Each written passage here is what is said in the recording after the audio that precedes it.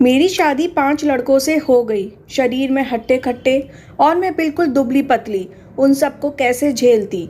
जैसे ही सुहागरात का टाइम आया, वो 5 लोग बारी-बारी से मेरे साथ सुहागरात मनाने लगे। मेरे पैरों तले ज़मीन खिसक गई। दरअसल मैं ऐसे ख़ानदान में पैदा हुई थी, जहाँ सभी भाइयों की दुल्हन एक ही लड़की बनती थी। मेरी माँ भी मेरे पापा और ताऊजी और चाचा जी की एक ही पत्नी थी। मैं 15 साल की थी और मुझसे बड़े मेरे 4 भाई थे। घर में शादी का माहौल था, क्योंकि मेरे चारों भाइयों की शादी थी। भाभी सिर्फ एक थी। तब मुझे उस बारे में कुछ खबर नहीं थी। मैं बिल्कुल अनजान थी। मुझे नहीं पता था कि ऐसा भी कोई रिवाज होता है। मैं तो इस खुशी में झूम रही थी कि घर में मेरी 4 भाभियां आएंगी। लेकिन भाइयों की शादी के बाद जब दुल्हन का गृह प्रवेश किया जा रहा था, तो मेरे चारों दूल्हे भाई के साथ केवल एक ही दुल्हन थी। सब लोग बहुत खुश थे कि घर में बहू आ गई, पर मैं सिर्फ इसी सोच में थी कि आखिर मेरी बाकी 3 भाभियों कहाँ हैं। खैर, मैं इन सब से भूल गई और नाचने में लग गई।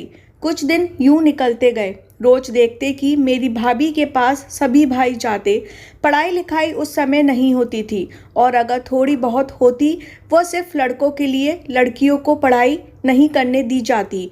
कुछ दिन बाद मेरी सहेली की बहन की शादी थी। उसके पिताजी और मेरे पिताजी अच्छे दोस्त थे, इसीलिए उनकी शादी में हमारे पूरे परिवार को बुलाया गया। सब लोगों के साथ मैं भी वहाँ गई। जब उनके यहाँ बारात आई तो 3 दूल्हे थे। मैं फिर सोचने लगी कि उनके यहाँ सिर्फ एक लड़की की शादी है, तो फिर दूल्हे 3 कैसे हैं।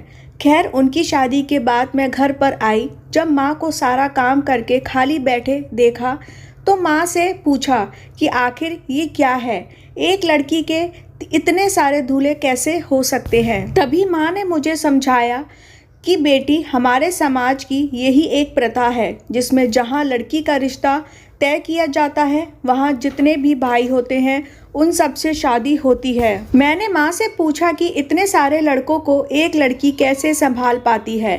तभी माँ ने कहा कि बेटा, अब जैसा भी हो, ये सब तो करना ही पड़ता है।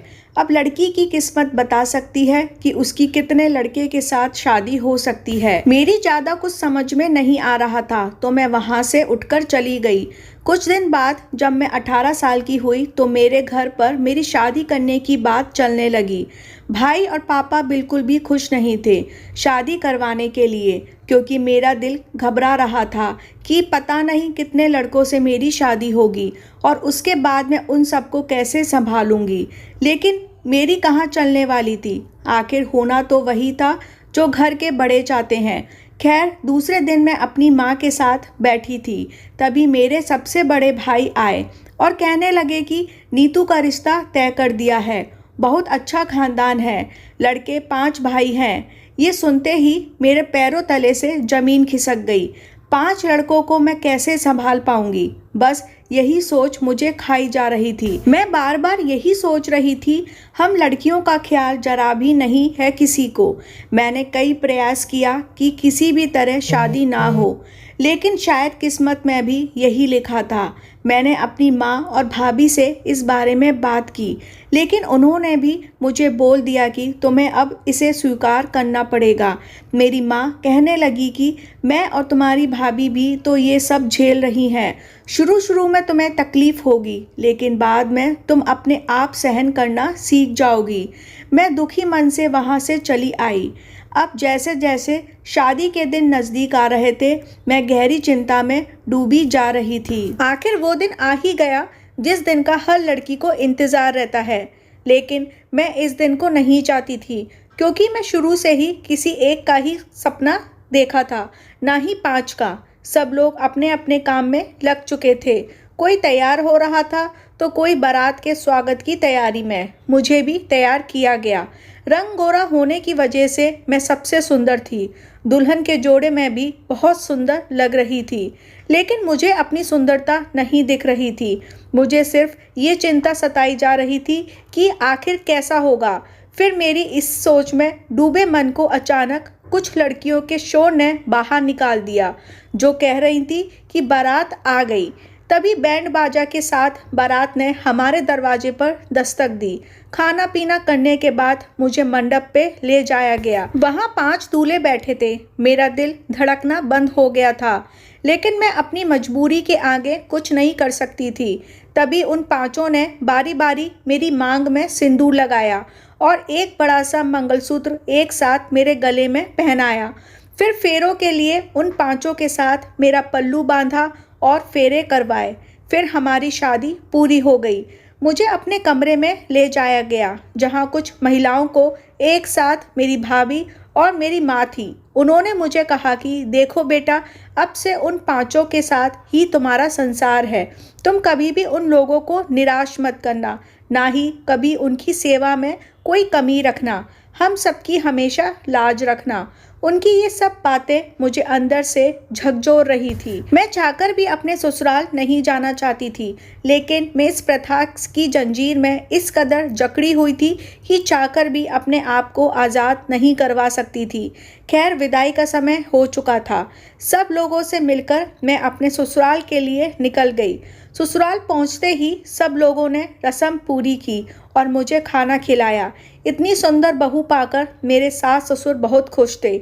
जो लोग भी आए हुए थे, सब लोग मेरे ही चर्चे कर रहे थे, लेकिन उन लोगों की तारीफों का मुझ पर कोई असर नहीं पड़ रहा था जो मेरी चिंता दूर कर दे।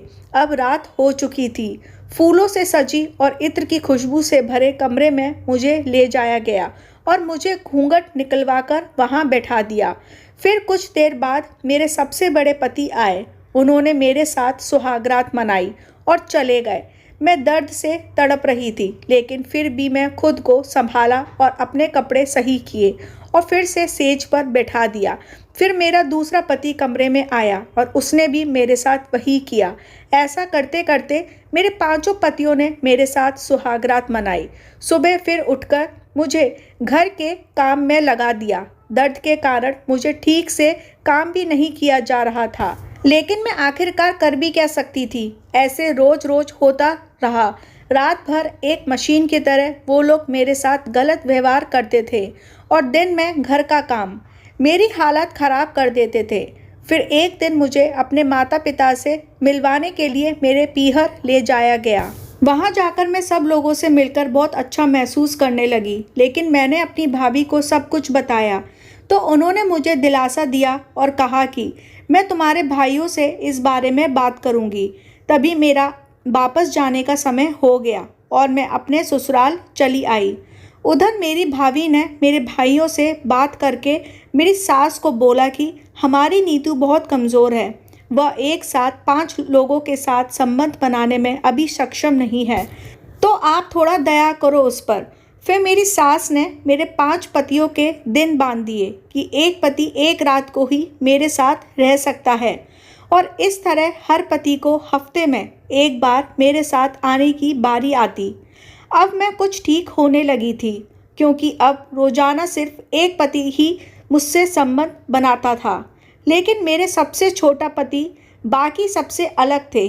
वो मुझे समझते थे, मेरे मूड का भी ध्यान रखते थे और मेरी हर तकलीफ़ को भी समझते थे। जब कभी मेरी तबीयत ठीक न होती तो वो मेरा ख्याल रखते थे। मैं भी उनसे ज़्यादा प्यार करती थी, क्योंकि सिर्फ वही थे जो मुझे अपनी मानते थे।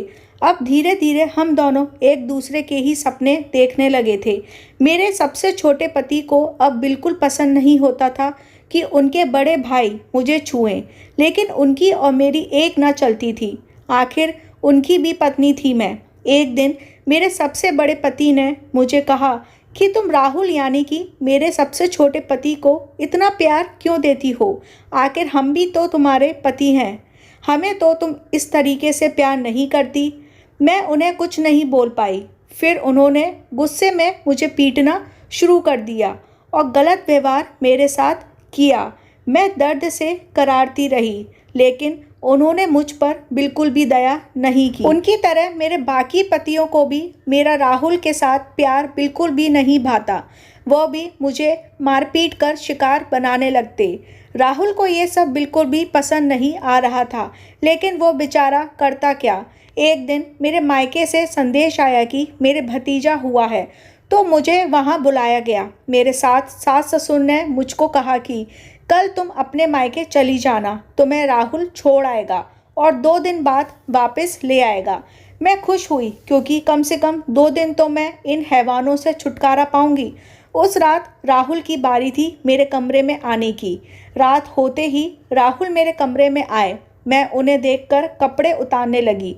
तभी राहुल ने मेरा हाथ पकड़ लिया और मुझे आराम से बैठाया। मुझे कुछ समझ नहीं आ रहा था। तभी राहुल कहने लगे कि मुझे तुम्हारी ये तकलीफ़ नहीं देखी जाती और ऊपर से तुम्हें कोई और छुए मुझसे बिल्कुल बर्दाश्त नहीं होता। तभी मैंने कहा कि अब हम कर भी क्या सकते हैं, और सच कहूँ तो मैं भी आपके साथ ही रहना चाहती हूँ, क्योंकि मैं भी हमेशा से सिर्फ एक पति का ही सपना देखा है और इस समाज की परंपरा ने मुझे अपने सपनों से ही अलग कर दिया। तभी राहुल ने मुझे कहा कि अब हम ऐसा नहीं रहेंगे, कल मैं तुम्हें तुम्हारे मायके छोड़ आऊँगा और वापस लेकर घर से पैसे और गहने चुरा लूँगा। फिर 2 दिन बाद जब मैं तुम्हें लेने आऊँगा तो हम लोग वहाँ से कहीं दूर भाग जाएंगे, अपनी अलग दुनिया में, इन सब से दूर। राहुल की इन बातों से मुझे बहुत सुकून मिला। अब मुझे एक उम्मीद जागी कि शायद अब मुझे ऐसे अत्याचार नहीं सहने पड़ेंगे। दूसरे दिन मैं अपने कपड़े डालकर पीहर के लिए राहुल के साथ निकल पड़ी। तभी राहुल के किसी दोस्त की दुर्घटना घटी तो राहुल को वहां जाना पड़ा। तभी राहुल ने मुझे मेरे पीहर जाने वाली बस पर बिठा दिया और खुद अपने दोस्त के पास चले गए। सभी प्लान के मुताबिक हो रहा था। शाम का समय हुआ। मेरे ससुर के पास मेरे पिताजी का कॉल आया तो उन्होंने कहा कि क्या हुआ जी, आपने आज नीतू को भेजा क्यों नहीं? तभी मेरे ससुर ने कहा कि ये क्या बात कर रहे हो, नीतू को तो सुबह ही बस में बिठा दिया था। फिर राहुल के आने के बाद मेरे ससुर ने राहुल से कहा कि नीतू अभी तक अपने घर नहीं पहुंची है, क्या तुमने उसे सही से बस में नहीं बिठाया था? तभी राहुल ने कहा कि नहीं, मैं तो उसे अच्छी तरह से बिठा कर आया था। अब राहुल भी बहुत घबरा गए कि आखिर नीतू गई कहाँ। मेरे मायके वाले भी आ गए थे। दूसरा दिन हो गया था लेकिन अभी तक मेरे बारे में कोई भी खबर नहीं आई थी। सबसे ज़्यादा राहुल दुखी थे कि आखिर मैं गई कहाँ। 2 दिन बाद वह मेरे साथ अपने दुनिया बसाने वाले थे, लेकिन उससे पहले ही ये घटना हो गई। मेरी कोई खबर न लगने पर सब लोगों ने पुलिस को खबर करने की सोची और थाने में जाकर रिपोर्ट दर्ज करवा दी। पुलिस अपनी छानबीन में लग गई। तभी नीतू की बॉडी उन्हें सड़क के दूसरे किनारे पर मिली। पत्थर से वार किया हुआ था, जिसकी वजह से नीतू की पूरी बॉडी कुचली सी हुई थी। सब लोगों ने नीतू की बॉडी उसके कपड़ों और हाथ पर बने टैटू से पहचान ली और अंतिम संस्कार कर दिया गया। अब सवाल था कि आखिर नीतू को मारा किसने? जब नीतू गई थी तो उसके गले में कई तरह के गहने डाले हुए थे जो बॉडी पर नहीं मिले। सब लोगों ने इसे लूट का मामला का इरादा समझ लिया। कुछ दिन तक तो पुलिस ने छानबीन की लेकिन अपराधी नहीं मिला। फिर बाद में इस घटना को भुला दिया। सब लोग भी भुला चुके थे, लेकिन नीतू को भुलाना राहुल के लिए मुश्किल था। वो नीतू की याद में दिन रात रहता। एक रात राहुल अपने कमरे में सो रहा था, तभी उसे खटखटाहट की आवाज़ सुनाई। राहुल ने अपने कमरे का दरवाज़ा खोला और घर की पिछली तरफ गया जहां पर से आवाज़ आ रही थी। फिर उसने देखा कि नीतू के ससुर जमीन को खोद कर कुछ निकाल रहे थे। फिर उन्होंने जमीन से एक लाल रंग की पोटली निकाली और उसमें से कुछ गहने निकाले।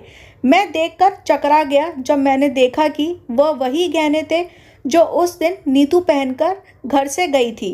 राहुल को सारा माजरा समझ में आ गया था, लेकिन वह ये सोचकर दुखी भी हो रहा था कि उसके पिताजी ऐसा कैसे कर सकते हैं।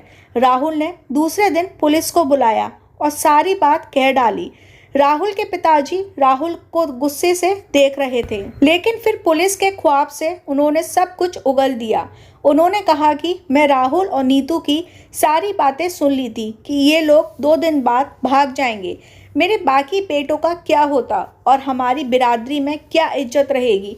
इसी डर से नीतू का पीछा करने लगा और कुछ मेरे गुंडे आदमियों की मदद से नीतू को मरवा दिया ताकि वो राहुल के साथ भाग ना पाए।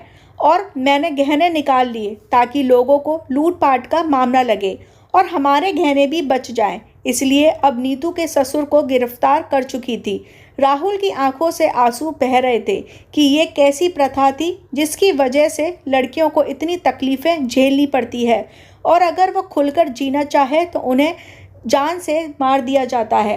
राहुल अब पूरी जिंदगी नीतू की याद को समर्पित कर चुका था। ये एक काल्पनिक कहानी है। इसका आपकी ज़िंदगी में होने वाली किसी भी चीज़ से कोई भी संबंध नहीं है। आप सभी को ये कहानी कैसी लगी कमेंट करके हमें ज़रूर बताएं। कहानी अच्छी लगी हो तो चैनल को प्लीज़ ज़रूर सब्सक्राइब करें और बेल आइकन पर क्लिक करें ताकि अगला वीडियो तुरंत आपके पास आ जाए। धन्यवाद।